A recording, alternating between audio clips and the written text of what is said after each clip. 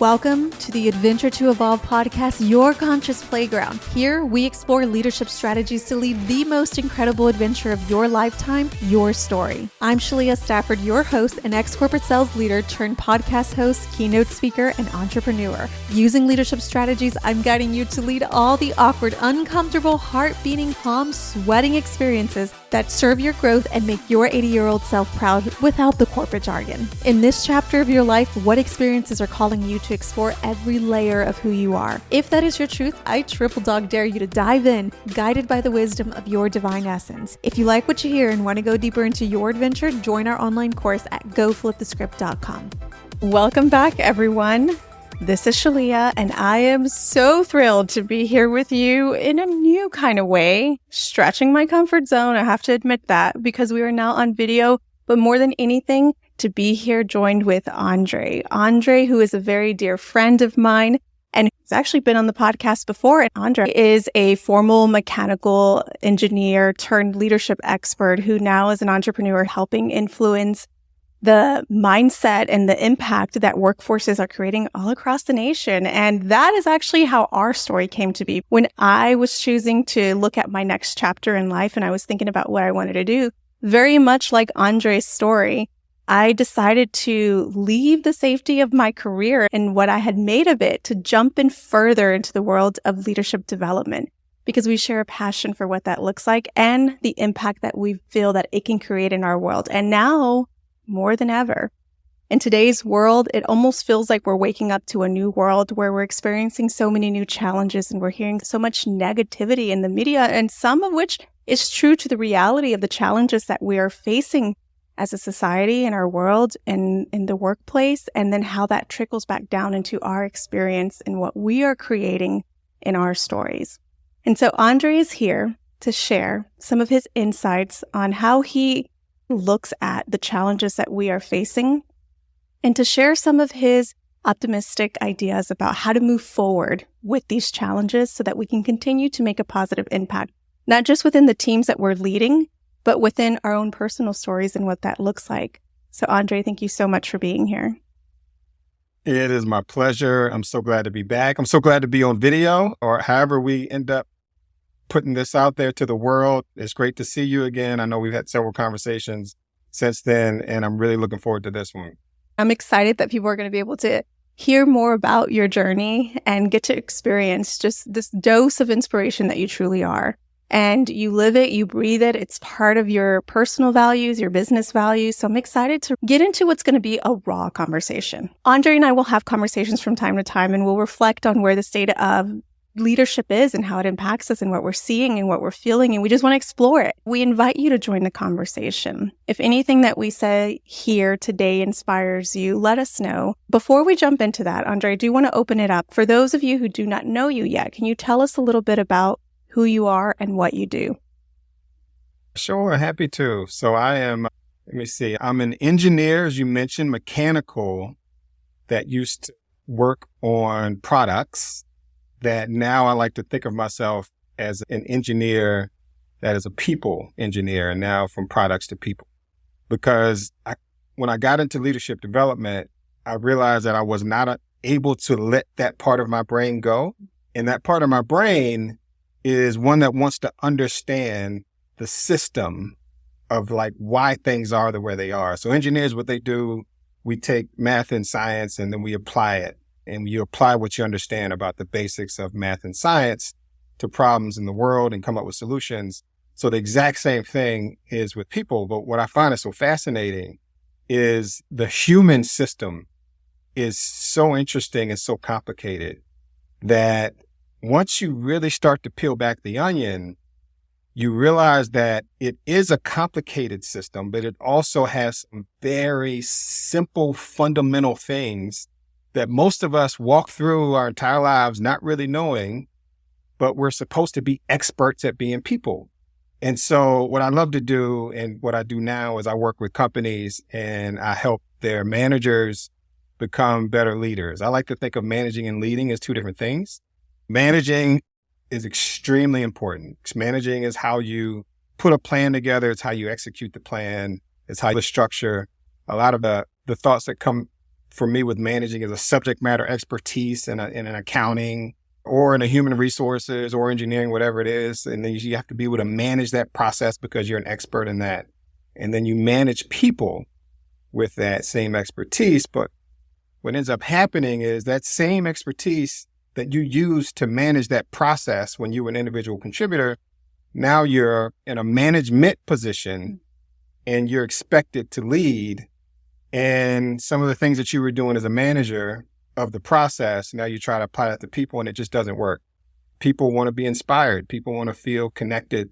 People want to feel like they belong. And that's just not a part of what we learn as engineers and technical people in management. And so my role is to come in and say, hey, everyone, here is this idea of the management and leader, and you need both. We focused a lot on management to this point. Let's spend some time focused on the leadership side. And it's really interesting to see how there's a stark difference between the two, but how they also really complement each other. You mentioned that it's so complex, but yet so simple.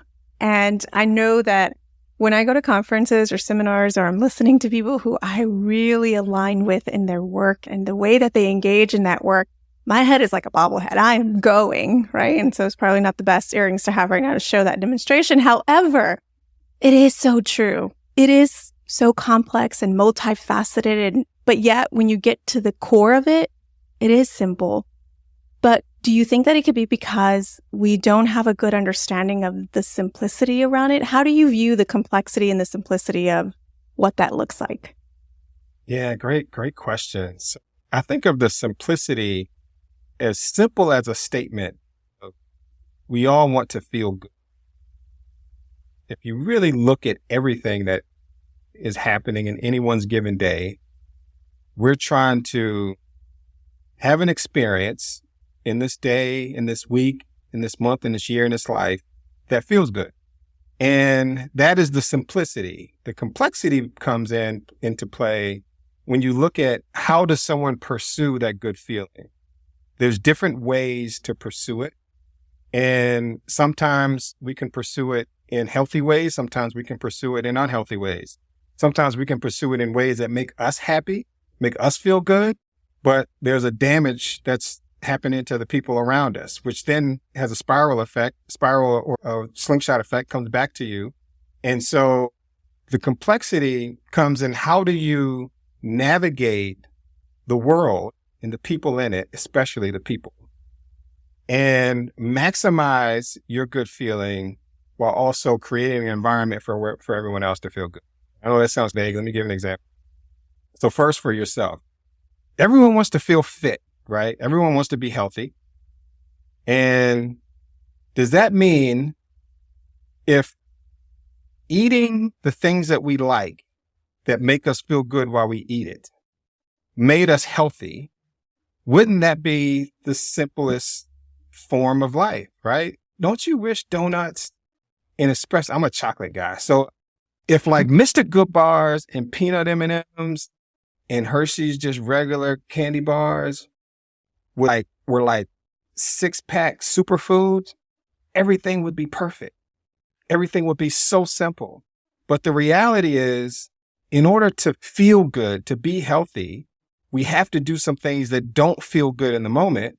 And we have what they call delayed gratification. And so when we're pursuing this desire to feel good, so a lot of times you just want to sit and watch Netflix for 2, 3 days, 4 days a week and eat popcorn and put M&Ms in the popcorn and drink Coca-Cola. And it feels good. It feels great.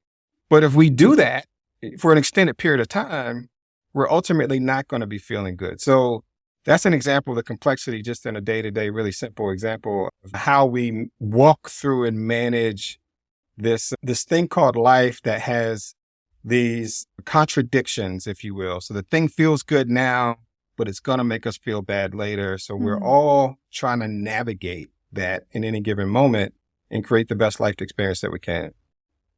What are you curious about right now in terms of feeling good when it comes to the not so good feeling of what we are experiencing right now in our world with a lot of the challenges that we're seeing in the media? Oh, wow.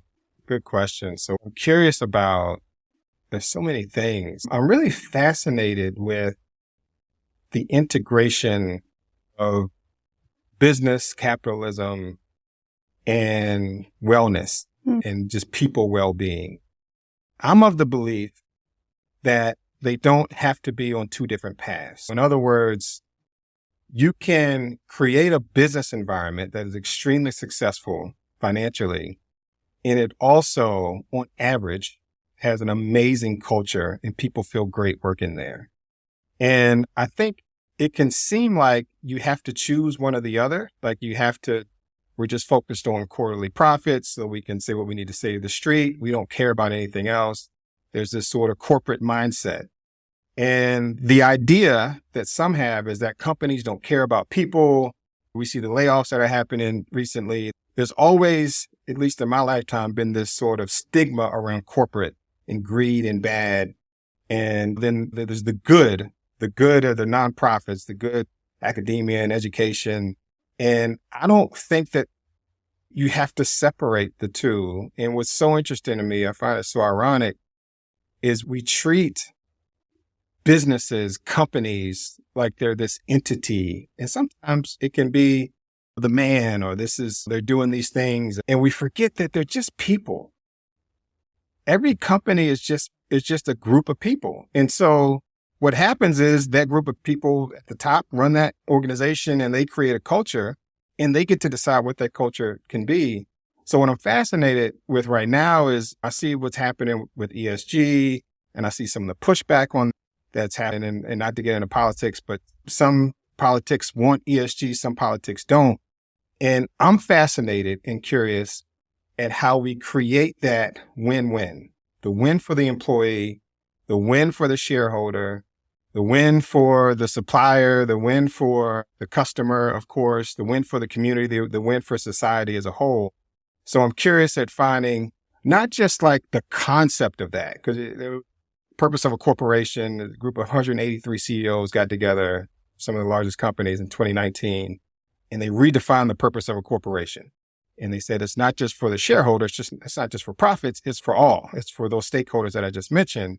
And so I think we've started down that path, but I think there's more opportunity to find very specific examples of where we're able to do good and do well at the same time. So I'm curious to find as many of those examples to just prove that, because I believe in my heart that's true.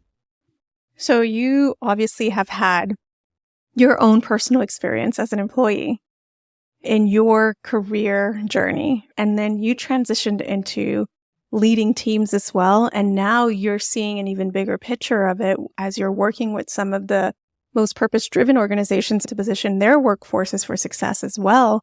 You experience work differently as an employee, as a manager, and then being able to drive the vision as a CEO. What does that look like for each individual stage? How do you think we are all experiencing it differently, if at all?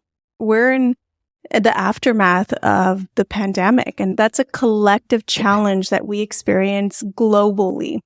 We all went through that together.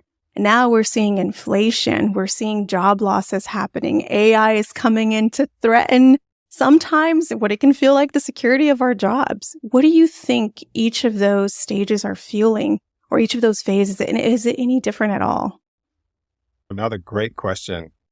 I think about those phases because I talk to people in each level of an organization, and I get fascinated. Sometimes it's just so interesting to be on the outside, just talking to different groups because you think trends. So a trend that I see, employees generally, and we see all the data that says how people feel about being at work. They're disengaged, like all these things that we've seen for years. And it seems like it's gotten a little bit worse here recently. So it's not a surprise to hear that employees are saying that they're disengaged or that they may not appreciate people that they work with, certain people, their manager, perhaps. Managers, let me jump from employee. Let me not go to manager. Let me go to senior leader. Senior leaders are thinking about the big picture and making sure that the company continues to excel.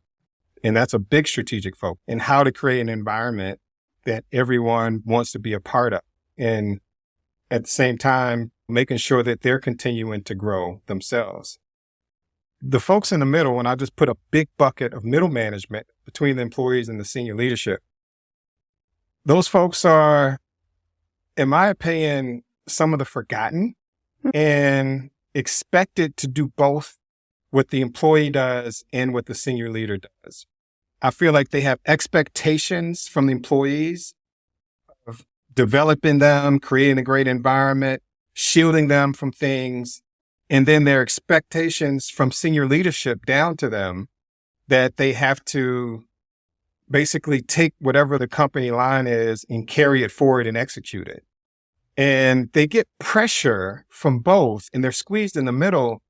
And the thing that really got me about leadership development over the course of my career was I didn't see enough of how do we help that manager first just deal with the stress that they're having, right? Mm-hmm. So there's always been, I've seen this focus on, and once you're in management, you need to build trust with your team. You need to be transparent. You need to do everything that is expected of a servant leader for the organization. So there's all these things that are set and put on that manager that they're supposed to just magically, because they got the promotion and they're in a position, be able to do. And what I found was there wasn't enough of how do you help that manager first figure out how to make themselves feel whole. They're under stress too. They've been through a pandemic too. They're dealing with things at home and things at work, and sometimes even more so than everyone around them. So they're in the middle being squeezed. And I think what we need to do more of, and this is what we do with our firm, is we give the managers the tools first for themselves. So you can't give what you don't have. You're supposed to show up and be empathetic. You're supposed to show up and be this amazing human being for everyone around you. But what about you, the manager? Who's taking care of you? And I think that there's an opportunity to really dig into supporting our managers in helping them first feel whole themselves, helping them ignite their own passion, if you will, so that they can take that and inspire the people around them. It makes me think about our roles that we have in every dynamic of our lives. Just like managers going into their careers, there isn't necessarily a survival guide on how to take theory into reality. It's one thing to take theory and make it reality, but then it's how do we assess ourselves against the measure of what we hold ourselves to, and how do we get feedback? A lot of it comes in experiential experiences. One of the most important teams that you have is your family. And so on a personal experience, bringing it back to what it was like for you, coming out of the pandemic and then the snowball effect of everything that came from that.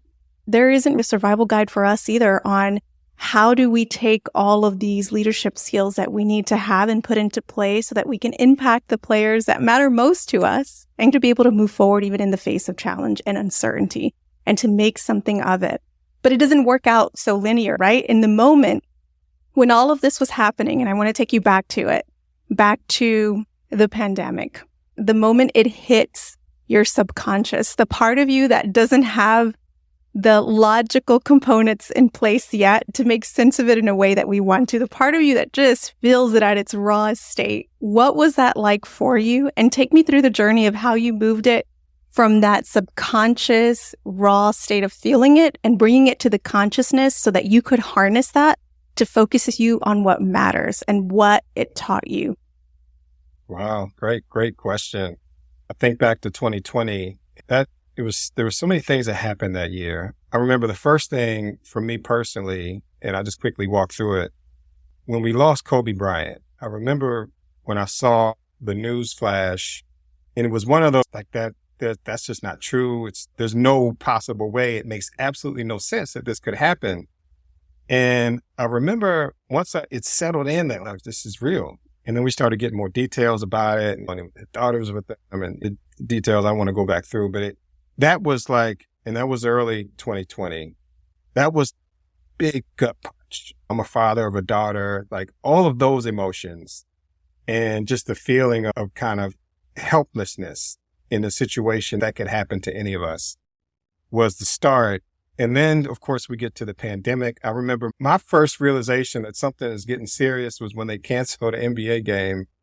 And that's like giving two basketball things. I'm actually a more football person than basketball, but it was that time of year.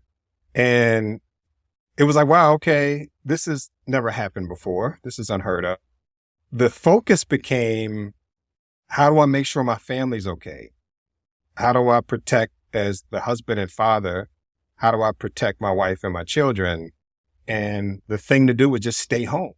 So we did that, and we thought that would keep things safe, and they did from a health perspective.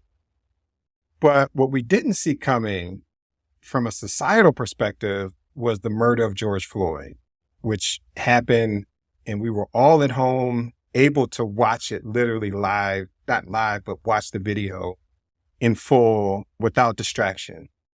So that was a visceral experience for me personally. And then before the end of the year, just a couple months after George Floyd, we lost Chadwick Boseman, who, in my opinion, in his role in Black Panther, which was so transformational for me, and I had my son watch that movie after he passed. And what's interesting is my son watched it on a Saturday night, and the next day he wanted to watch it again. And first of all, that Saturday, he had never watched a whole movie. He was at the age where he hadn't watched the whole movie yet. And the Sunday, he wanted to watch it again. The Monday, he wanted to watch it again. The Tuesday, he wanted to watch it again. We watched it for 3 weeks straight. Every night, he wanted to watch that movie. And it, in my opinion, was 100% representation. He saw himself as a superhero that he had not seen before. So that was a pretty incredible set of circumstances that I had no idea would happen.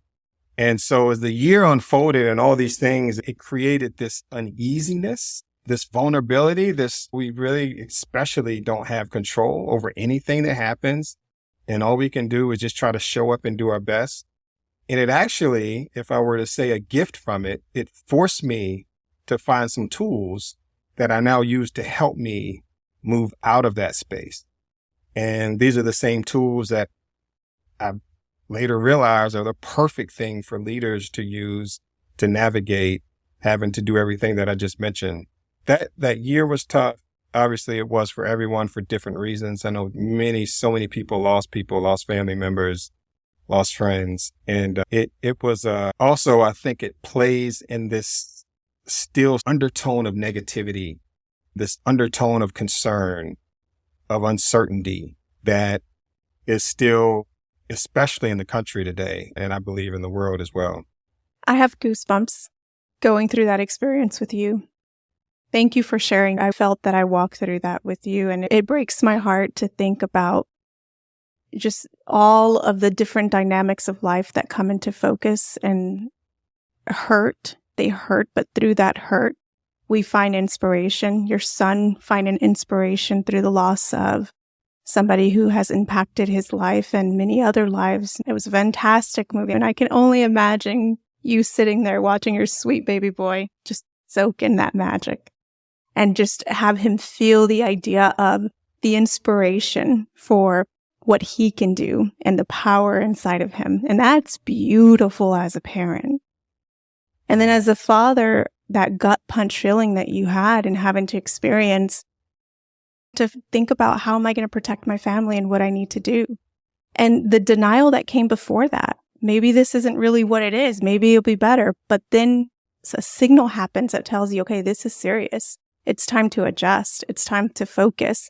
And it's time to see how do we get through this. And I think for many of the managers that are out there, and you've managed people for a long time in your career as well, you have decades of experience. Throughout my entire career, I've been blessed to have the opportunity to lead teams. And I know primarily working in startup and turnaround environments that are also going through realignments, that environment feels challenging. You are building planes while you're flying it. It's complex and shifting, and you are worried about your people.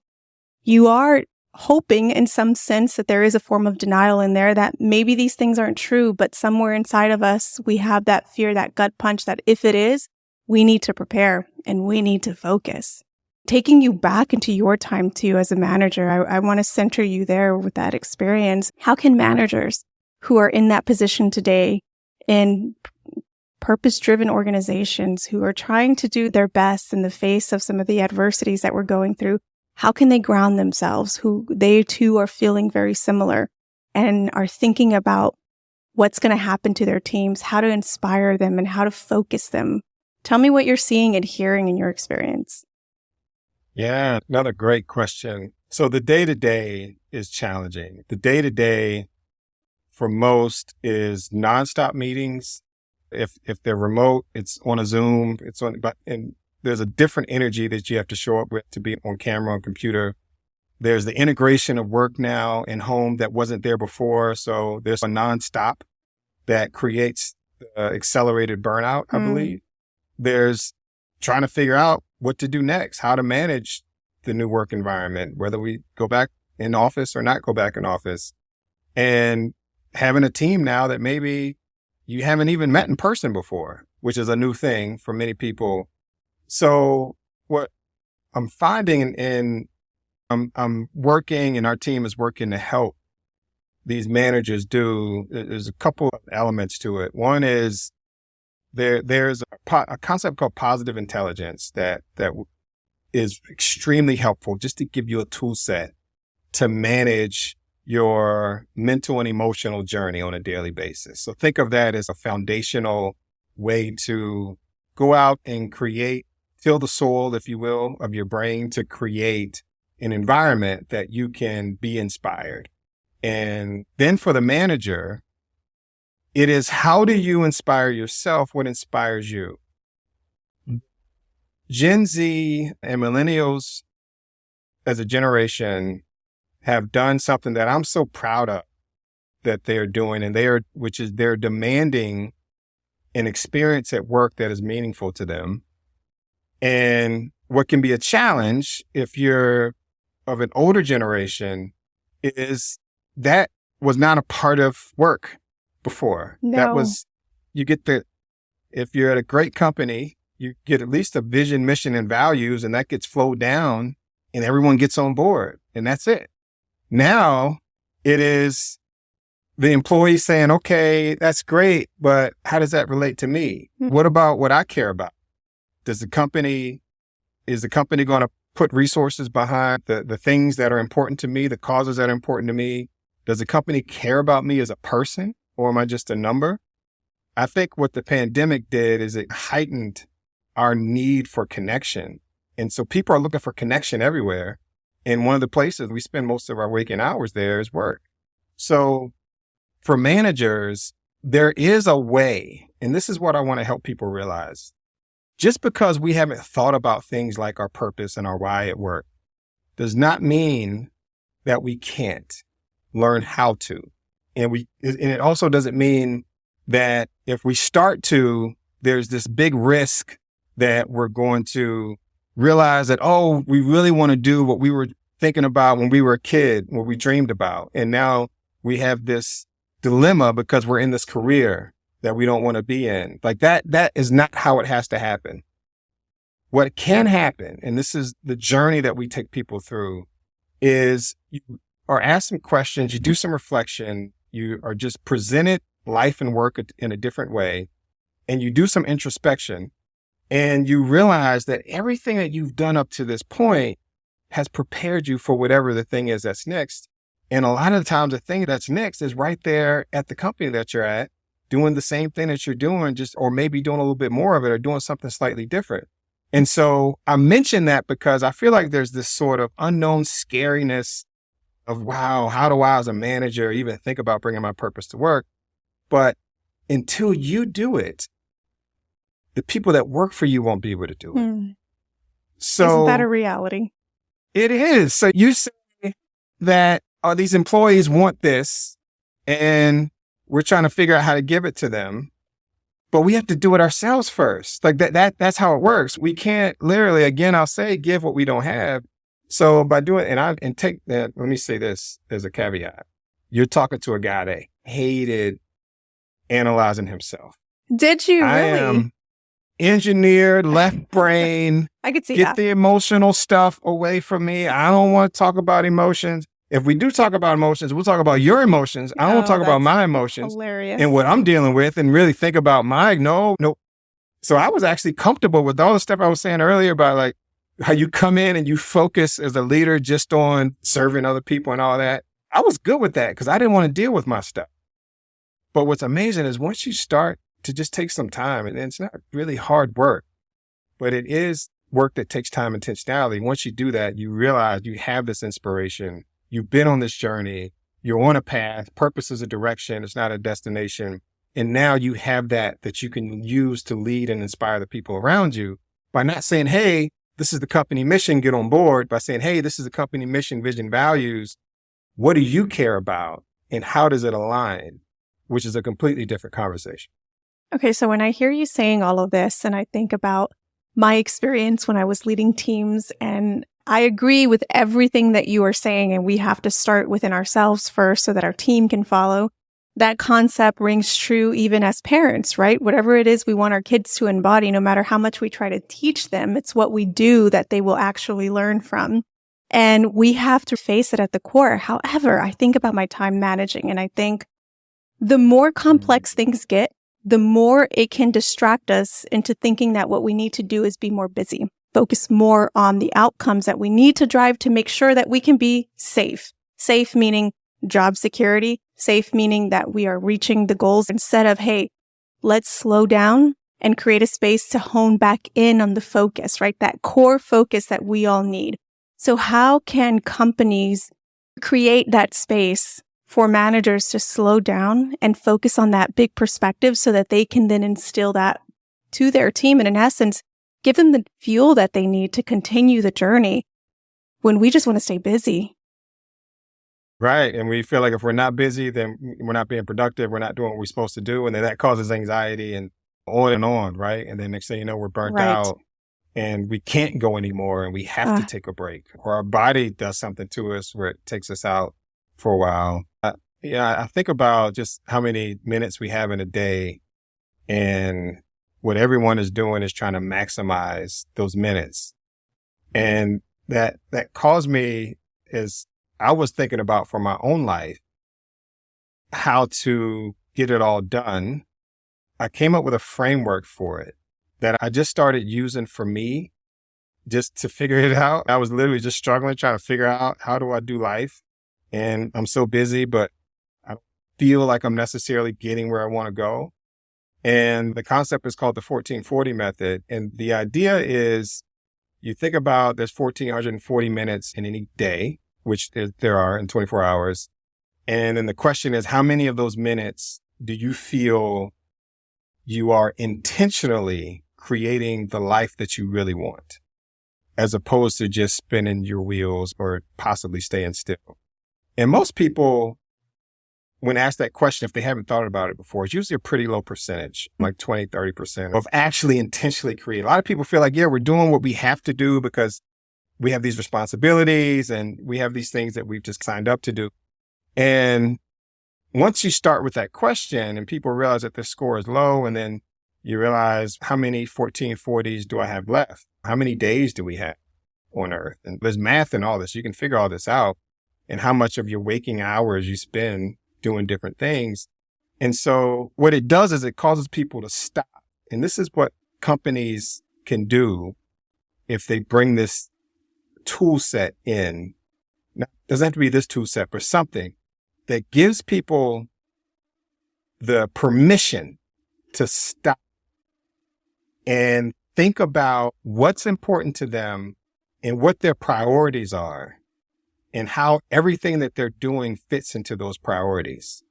Because once you take that moment and you pause and you look at your life and you look at the areas that are important. So you look at work, you look at if you're doing things in the community, you look at your faith, you look at your health, you look at your family, you look at fun, your friendships, whatever it is, and you realize that these are the things, and there's a framework that says these are the things, these are the foundations.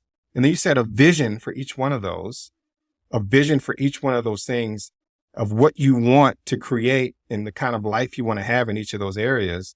now you have a framework to say, okay, I'm going to set goals in all these areas. And then I'm going to make sure that my daily actions are supporting these goals. And ultimately, every year, I'm moving closer and closer to the life that I want. So it's a really simple process. It takes a little bit of time. It takes some reflection. It takes someone to guide you through, or you work with someone, or you could do it on your own. But just the idea is that you have to pause, reflect, prioritize, and then realize that it's just a handful of buckets, and everything that you're doing is trying to help you move towards some vision. The final thing I'll say about it, and I realized this after doing this process for a couple of years, because it was all about the goals. I want to achieve the goals. I set them trying to get to the vision. Oh, I would have scored myself on my goals. How did I do in all the areas? I'm like, if I'm evaluating my performance at work, why don't I evaluate my performance in life? So I'm going to set my goals, and I'm going to give myself a red, yellow, green, and all this. And after a couple of years, I realized that the whole point of it, the absolute 100% whole point of the exercise was to enjoy the journey. Yes. It was to now have a direction. I know I'm doing things that are moving me where I want to go. But the main thing is, are those things that I enjoy? And how can I make them more enjoyable? That became the primary focus. So getting into the present moment, because what goals do, they're excellent and necessary. They do give us something tangible to focus on, but it focuses on the doing, and doing doesn't always work out in a straight formula. Sometimes you don't get the results that you want. And then sometimes that can create a gap where it can lead us to feel like we're failures, or we're not good enough, or we're missing the point, as opposed to focus on the being aspect. Who do we want to be, regardless of the outcome of the goals, so that we can strive to do better? Obviously, the goal is to hit the outcome, to strive above and beyond. But even when we don't, it gives us an opportunity for reflection and to harness those reflections for growth. But we have to have the reflection. And here's the thing. No matter how busy I think I am, even in the times when in my career when I was leading teams, every time I felt that we don't have the luxury of pausing to go do this workshop, or to go to this seminar, or to listen to this conference. And I didn't want to. I really could be doing something else, right? And dragged myself, knowing somewhere inside of me that at the end of the day, I always walked away with something, one nugget, even if it was said in the same way 100 times, that just changed the perspective and how I engaged with what was in front of me. And I think that a big part of that, you mentioned being able to pause and to reflect so that we can focus on the big goals and what we can do differently. How often, as a manager, do you think we should be taking that time to pause and reflect on the goals so that we can look at that big picture? And more importantly, so double whammy with a few questions all in one here for you. We're leading not just the goals, but the experience of our people. Goals can feel more tangible. Experiences are more intangible. And not only that, but then you have a team of X amount of people who all want different experiences that may not always be the same. How do you manage the goals and the experience while also making sure that you're taking time out in a calendar year so that you can pause and reflect and look at that big picture, and how often? So I think 4 questions. Was that all in one? No pressure, but just remember them all, okay? Let me give you one just quick, succinct answer. Wow, what would it be to answer all 4 in one just statement? Don't have it. Plan. Of course, like the old school way would be just plan and execute, Shalia. You just put the plan together and then you execute it. It's that simple. But no, what you're asking are some very good detailed questions, and it's the execution of that.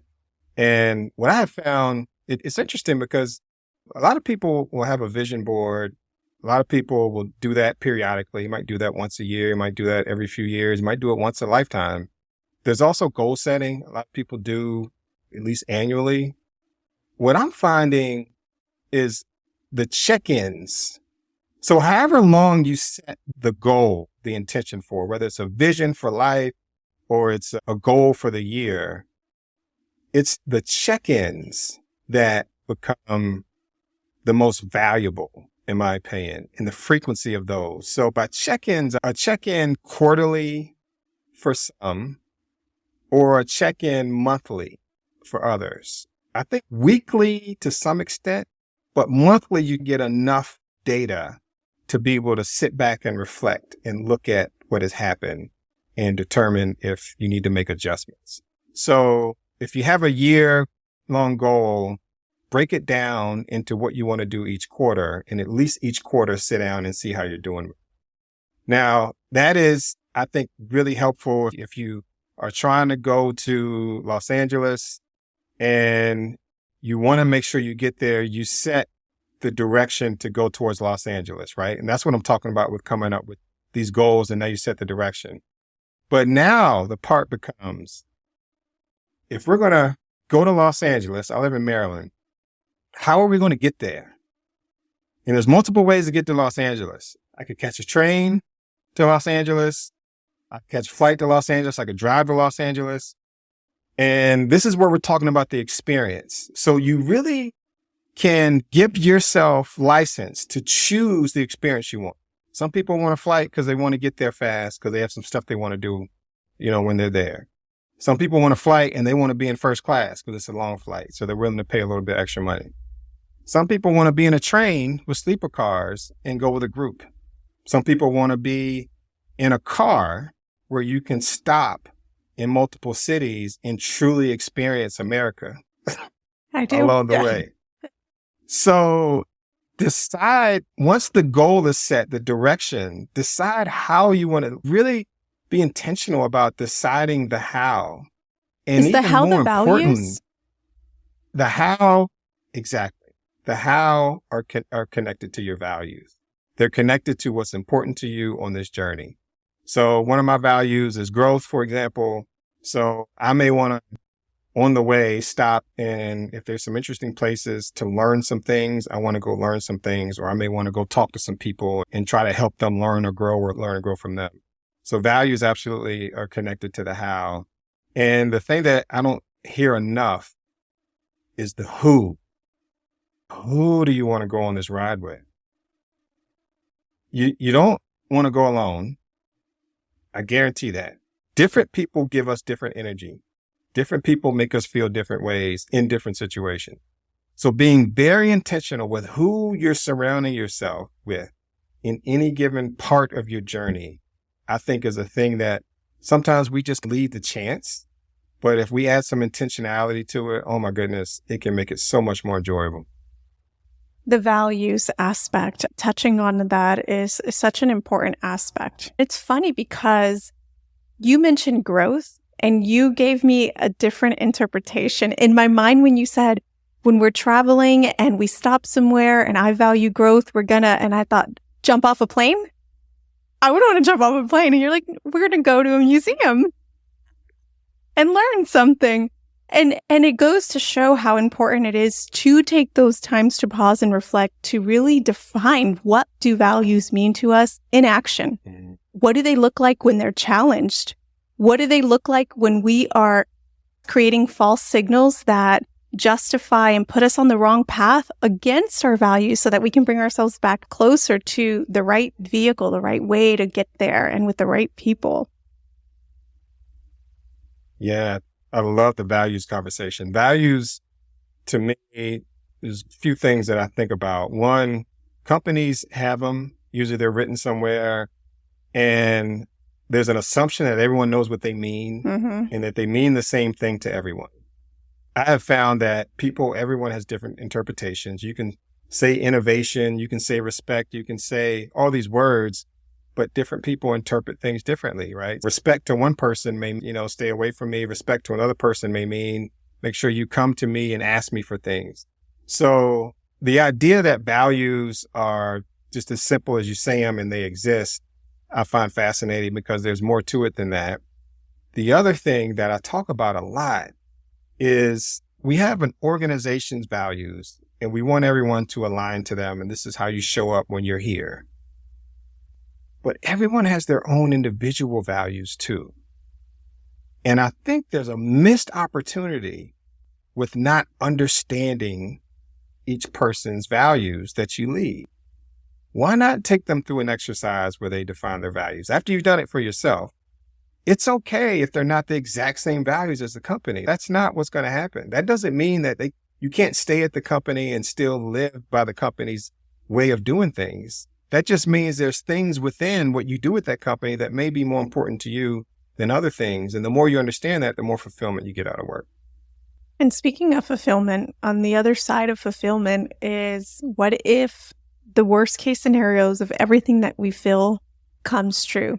And so right now, with the facing threats of layoffs and everything that we're hearing, how can we help those who are in the workforce position themselves to be able to move through the challenges if that becomes a reality for themselves? And how can managers help their workforce? Yeah, and I know this is a very real concern. There's the idea of staying optimistic and staying positive, but there's also the idea of being realistic and paying attention to what's going on, not so that you allow it to impact you negatively. Negative news doesn't have to impact you negatively. You can take that information and turn it into a gift. And so that's the way I like to look at any situation. There's a potential gift in it. So if you're in the workforce, manager or employee, and you're concerned right now, I think if you haven't, this is a beautiful time to do that pause and reflection and prioritize that we discussed. Because even if you feel like you're too busy, if you take the time to do that, you will position yourself for no matter what happens, you know what direction you want to go in. And you're very clear on that direction. So if something happens at work and you find out that you're no longer going to be working there, once you've done this reflection and you're connected to purpose and meaning and everything that you do, then it just becomes, okay, I'm not going to do that here anymore, but I know what it is I'm going to be doing. I'm just going to figure out where I'm going to do it next. And because I'm so connected and so passionate about it, I'm going to be absolutely great at it, as opposed to just doing a job to make money. So you position yourself for what's happening by connecting to what's most important to you about the work that you do and the impact that you want to make. Take the time to figure that out right now so that no matter what happens, you're going to continue to head in that direction. And then things just have a way of working out once you have that clarity. It's amazing once you have it. That's so true. It's a component that we need to do in our lives as well, so that we can fuse the energy of what comes from both of those areas professionally and personally, because we'll find that there is a lot of synergy between the two.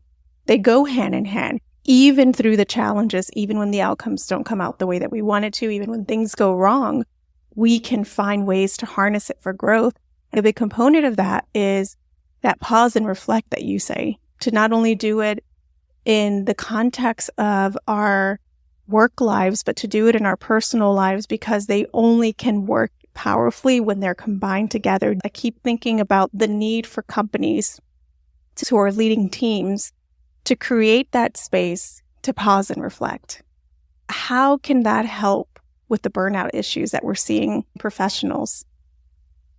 Yeah, something that'll happen when someone really pauses and reflects and thinks about all the things that are important to them, they'll realize which of those things that they're doing currently are energizing them versus de-energizing, versus just completely taking their energy away. Burnout happens when we do too much of things that do not energize us. And I'm not saying that to say if you're connected to your purpose and your meaning at work and you go to work all day and you're doing that, you're not going to be tired. You're not going to be exhausted, potentially burned out. I'm not saying that to say that.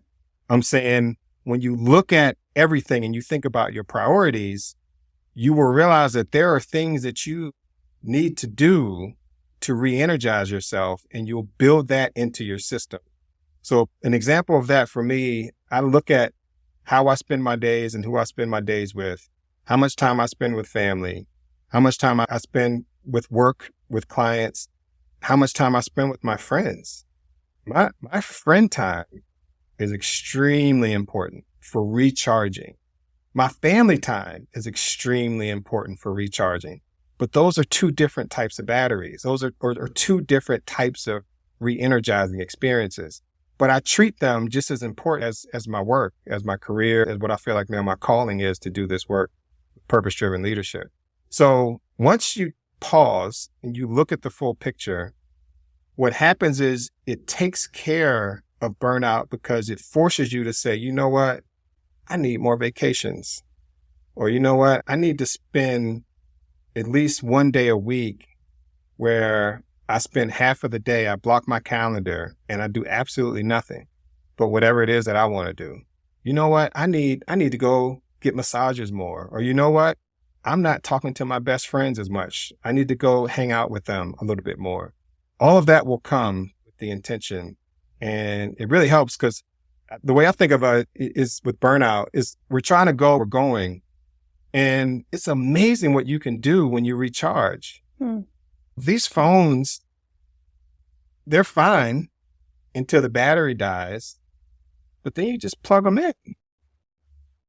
So we just need more plug-in time. We just need to make sure we know what re-energizes us, what's our plug, what's our battery, and then just make sure we're plugging into the battery every night. Like we put our phone on a charger, which I guess we don't do that anymore because it ruins the battery. We can't leave it.